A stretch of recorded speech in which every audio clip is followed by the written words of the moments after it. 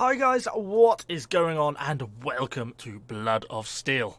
So I've been playing in the closed beta for a couple of days now, and yeah, I've been really quite enjoying it. So I kind of wanted to give you sort of a bit of a brief introduction to the game, kind of take a bit of a look around, get stuck into some of the siege battles and some of the rank battles, kind of see what's going on, take a look at some of the different heroes and stuff. So perhaps first a good start would just be to get stuck into a siege battle. To briefly explain, it works a little bit differently to Conqueror's Blade, but still has some similarities. So you are going to play as a hero, and you're going to control a number of units. In this case, for example, the hero here is Caesar, so they tend to be specific historical heroes rather than just a generic sword and shield unit like in Conqueror's Blade. So you can play as Caesar, and he gets attached to him a specific unit, which is in this game is a small Roman cohort. But for example, if we pick Joan of Arc, she gets some friends. I can't actually say what it is. What is it? Vulgaires. My pronunciation probably pretty terrible. So that unit is specifically tied to that hero, and you can try different ones, like maybe like Godfrey, one of the Crusaders, and he gets some of these like Zealot swordsmen. So you are always tied to that specific unit, but you get the ability to sort of recharge that unit as you go through the siege battle. I've been really enjoying Godfrey, actually, to be honest. He's one of my more favourite units at the moment. Got a couple of different hero skins for him. I think this is him in his sort of normal mode. So let's hop into a siege battle and kind of see how we get on trying to conquer a castle. Okay, so here we go. We're loading into our siege battle. So we've got some ladders we need to get pushed up to kind of some of these wall sections. I think we've got a little battering ram that looks like it's starting to move up down there as well. So that's all good. Let's just get our troops just set up behind this rock here and just forget about them for a moment. Just leave them somewhere safe, because they do have archers and some like ballistas and stuff on the wall as well. So you've got to be a little bit careful. So the actual combat system in this game is actually kind of like Bannerlord, in the sense that it has directional block and directional attack. So you can block left, block up, block down, block right. And same with different attack directions as well. Much like Mountain Blade Bannerlord, I am pretty horrible at it, so I kind of suck to the same amount. Looks like some of our guys actually just put some little personnel ladders up and actually kind of making some progress. So let's call our troops to us and see if we can force our way up this ladder. Looks like it's going to be a fairly hard fight, but guys are pushing. Push up as a hero. Come on. And stab our way to the front. There's an enemy hero there. Okay, it's one down. We can execute so they can't get back up. Jeez, there's a lot of stuff at the top of this ladder, though. You see some of our teammates thinking about this. Maybe this isn't such a good idea. There's an awful lot of stuff up there. We've got some of our guys down here. We are still being hit by enemy range. And they're blocking as well. I'm having a hard time over these battlements. It's not quite working for us, I don't think. Okay, let's come back down. I don't think we're going to get in that way. Let's go and have a look, see if any of those ladders are making their way in. Maybe try up a slightly wider siege platform. Otherwise, we're just going to take very heavy casualties. So you can see down in sort of like the bottom... okay, I should show you with my cursor. This thing here shows the total number of troop replenishments I have available to me. And that's kind of like how in Conqueror's Blade, you can bring a new unit. In this sort of mode, you can effectively replenish the troops in your unit. So that's kind of like the total number of people you have available to you. Wow, looks like the enemy team are actually pushing down the ladder here. And we're running out of troops to actually push in the main ladder, so they're struggling. Let's actually just first try and stop them from breaking out at the bottom of this ladder.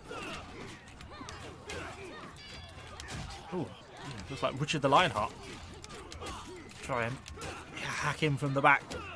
We've got some of our own allied troops here now. Yeah, they're kind of getting stuck on the siege tower, which is what we want. And he's down as well. Maybe we can do some damage and start to fight our way up here. We're taking quite some heavy casualties already. Let's go on with our Fury to try and get a little bit more extra damage with our troops, to try and cut through all these English shield units. Come on. We're taking a little bit of damage, but so far we're still in the game.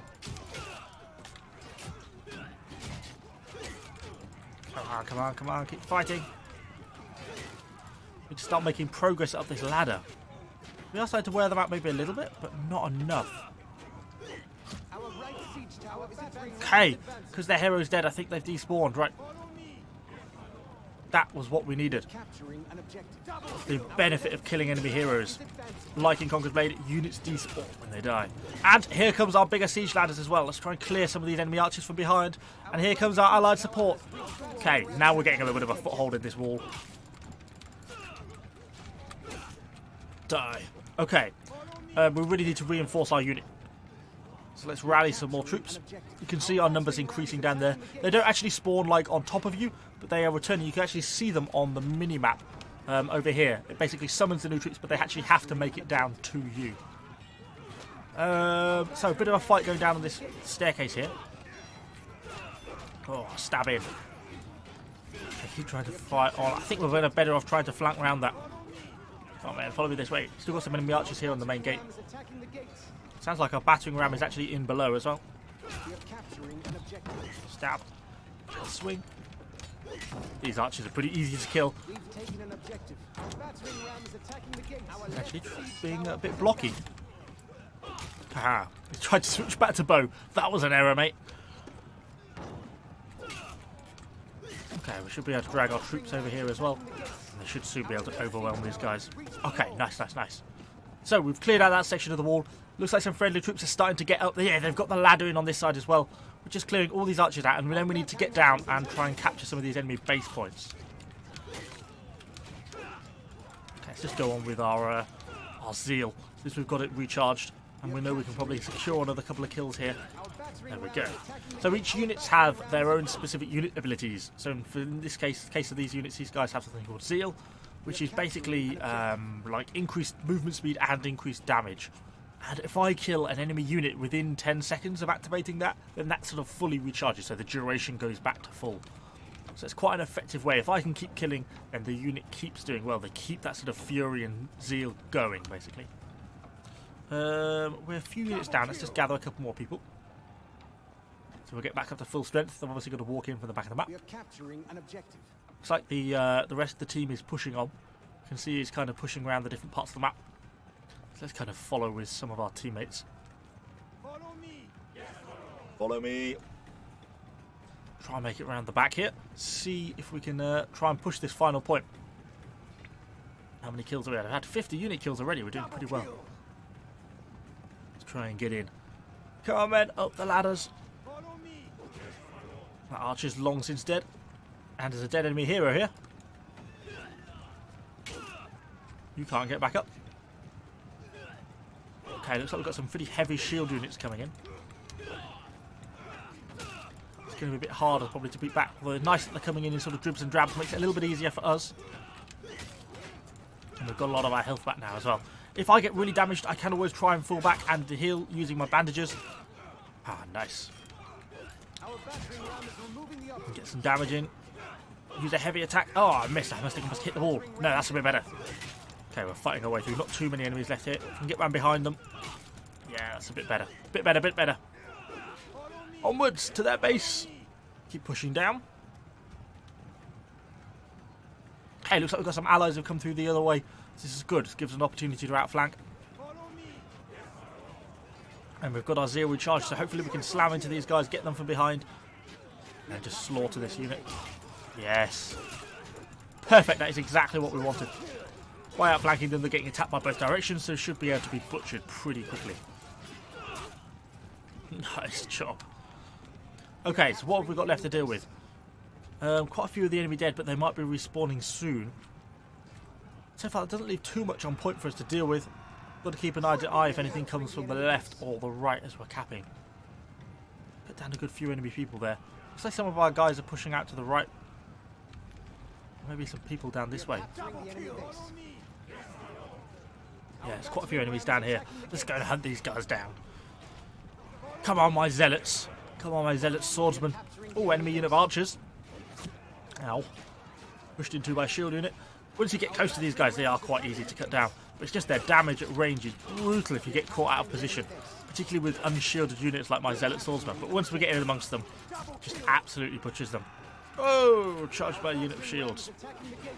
Let's go straight on with our zeal. Ow. He's taking quite a bit of damage here. Okay, let's fight on his flank.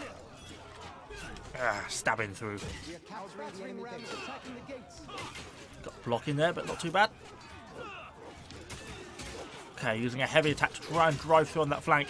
I'm trying to roll this flank and start to keep that up. And you notice, because I've been able to continuously get kills, my zeal is still activated. And there we go, got another kill, so it refreshes it back up to 10 seconds. Now slaughtering that unit. Perfect, perfect, perfect. Okay, let's pull back. We've basically finished off clearing out that side of their spawn. Let's make sure we're still getting that capture. Looks like we're up to 78%. Once we get that to 100, then victory is ours. Looks like there's a few enemy units on it, but we seem to be way dominating them. The amount of units we actually have on this final point. Yes, keep driving them off. Nice, nice, nice, nice. Oh. Okay, we're basically through. What have we got? 90%, only 10% left to go, and we have got this capture. Because we're so heavily outnumbered them, we're still capturing on this point, which is exactly what we want.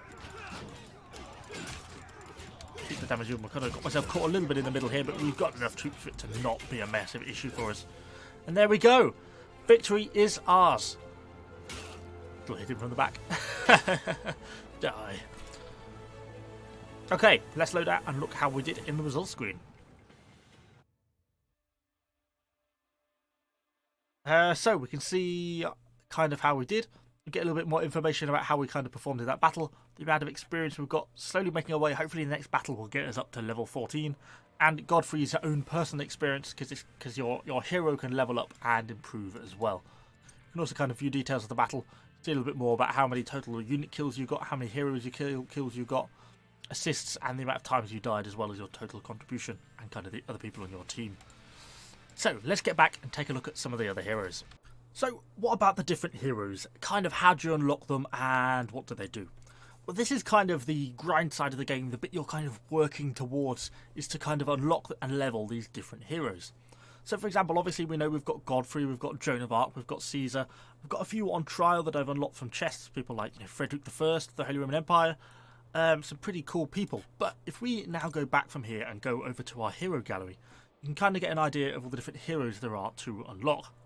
So they're broken down into three sort of main different factions. So you've got the Han with all the kind of the Chinese heroes.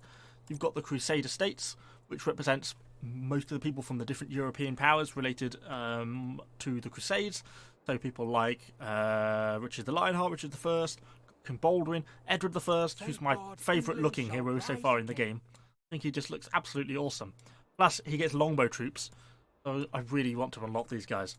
And if you wanted to, for example, unlock Richard, Edward I, then you can either unlock him through sort of the premium currency, or you can pay it for the in-game silver. So he currently costs 78,000 in-game silver, and I haven't been playing that long, maybe 5 to 10 hours, something like that, and I'm up to 25,000 silver already. So that gives a really good idea of how fairly achievable unlocking all these different generals are. So it enables you to kind of pick the ones you're interested in. We also have the people who are sort of not really affiliated with anything specific. For example, Caesar. We've also got people like Alexander the Great, Leonidas, Spartacus. Tonight we dine in hell. And, all the sort of other heroes. And I think there's going to be quite a few more heroes added in future expansions, so we're going to see more and more sort of coming in. We've even got Harold the Viking, who has just got the most ginormous axe. And I really like the look of his troops as well, these Viking berserkers. Just got ridiculous axes and looking pretty badass. But it's not just about unlocking new heroes and new units, but it's also about sort of upgrading your hero's damage. So if we head over to the armory in the hero gallery, we can kind of see how this kind of works. So you basically have two armor sets, armor 1 and armor 2, and you can deploy them in different ways. So you get a number of these hexes where you can put what are like plates or plate shards into the different slots. So for example, I've currently got increase heroes melee attack by 0.4%, so quite a small increase, and give 3 extra points of maximum hit points, so very slightly stronger and very slightly increased melee damage. We actually have another one here I can add on, a plate of strength 2, so let's slot that in now. And you can see that that's giving us something else that increases our melee attack by 0.8%. So now our combined melee attack increases 1.2%. Still nothing massive, but kind of a step in the right direction. And by completing various quests, doing daily quests, weekly quests, as well as battle pass and stuff like that, you can get these plate shards, which you can then use to purchase different plates. You can have a random armor plate, you can have some that are more focused towards dexterity, so if you're a ranged hero, some that are sort of focused more on reducing damage, so increases the hero's internal defense by 3 points, and they have sort of grades 1, 2 and 3, which kind of effectively alters the different amounts, and then you can slot them into these different hexes. And then as you level up your total level, you get access to an increasing number of hexes, so you can make basically an increasingly strong armor set. And then all this combines, and then as you get into a battle, you have an option to pick between the two. So maybe you would have one for a ranged hero set and one for a melee hero set, and then you can use these, and this is effectively representing the armor that you can equip in battle. I've also been really enjoying playing with some of the ranged units in battles as well. On this field battle, I was spawned in as Philip II with his pretty awesome crossbow and all these Pavese crossbowmen, and we were able to just take the high ground, and we just absolutely slaughtered all these enemy archers. As they moved up to try and lay support, we were able to get the flanking shots on them, and you can see from the kill record on the left, we're just absolutely slaughtering everything. We just cut them down from this sort of hill point. And that's kind of the fun of all the different heroes and stuff. And yeah, I've been really enjoying playing with the crossbow. It's really quite satisfying, quite accurate, and has that really nice high damage. So I've been trying to make use of that. I've also kind of been playing around with it a little bit in the siege battles as well. And I also really like the units. But one of the things about it I really like is the volley fire. So by activating it, you see, when I fire, the whole unit fires with me. So you can basically set them onto like this volley fire mode, and they basically shoot in the same direction that you're shooting. So you want your unit to volley fire, really, really handy. Really useful if you want to get them to target a specific unit, or you want to fire in a certain direction, but you can't direct them to do that by the normal methods. And getting them to volley fire after your shots is actually really good fun. Plus, it just looks really cool as well to have all the bolts released all at the same time from their crossbows. It makes for a really fun little unit. Again, in this situation, I ended up getting flanked by this enemy unit of archers. Realised what was going on. A few of our units started to take casualties, so I put on the volley fire and got them to all start shooting down towards the left, following my shots. And actually quite an effective way of putting in quite a bit of a big damage against these enemy archers. Unfortunately, I then proceeded to run out of ammo and had to advance in on foot with my shield and mace. But thankfully, quite a big shield here on Philip II, so I was able to actually get in close. A little bit of friendly support coming in as well, and we're able to get in behind these enemy little crossbow unit here, these Chinese crossbowmen, and get in with the mace and lay about them and cut them down. So, how does Blood of Steel stack up? Have I enjoyed myself? Is it a game worth playing? Well, I think obviously it naturally is going to end up getting compared to Conqueror's Blade, particularly with the having one hero and controlling a unit. The similarities there are quite obvious, but there is quite a lot different, and I think the game should probably be reviewed on its own merits. I actually quite like the one hero, one unit system. I think it's kind of cool that Caesar playing with Roman legions, and I don't really want to have a Caesar with French knights, because I think it's better having that tied into one-to-one. I would personally like to see a little bit more hero abilities, particularly around sort of attack and blocking abilities, because sometimes, particularly in the larger fights, it does feel a little bit like a clickfest. But I like the fact that there's the armour system. I think that's kind of interesting how they do those plate shards. I like that as a style of system, particularly as you can set up a few different sort of layouts for maybe archer and melee different heroes. I'm also a big fan of the fact that they've based it on historical heroes. That is kind of exciting to me. I particularly want to grind to unlock Edward I as a longbow hero, because that's exciting. There's a real historical connection to that, and I think that's very cool, and that's one of the aspects I really do like about the game. I like the fact we've got a decent chunk of Western heroes added in, as well as some of the Eastern heroes if that's sort of more your thing. So the game is actually going into closed beta on the 9th of September, and it's actually free to sign up for a key. I've put a link in the description down below, so if you are interested in checking this game out, I'd certainly recommend you go over there. All you need to do is throw in an email address and you'll get a key sent to you, and you can actually just download the game on Steam and give the closed beta a try. Give this game a chance and kind of see what you think about it. If you do give it a download and give it a try, I would be really interested to hear kind of how you find it and what you think in the comments down below. It'd be kind of interesting to see plenty more people in the game and kind of get some really competitive matches going, and hopefully by that point I'll have unlocked Edward I so I can stick you all full of longbow arrows. Anyway, hopefully you've enjoyed this video. If you have, do let me know what you think in the comments down below. Subscribe to the channel for lots more strategy game content. Thanks for watching, guys, and I shall see you all on the next video. And obviously I couldn't quite finish off this game review without looking at the war camels. Who doesn't want a Warhammer? Pretty awesome. You can even have him in White Death mode.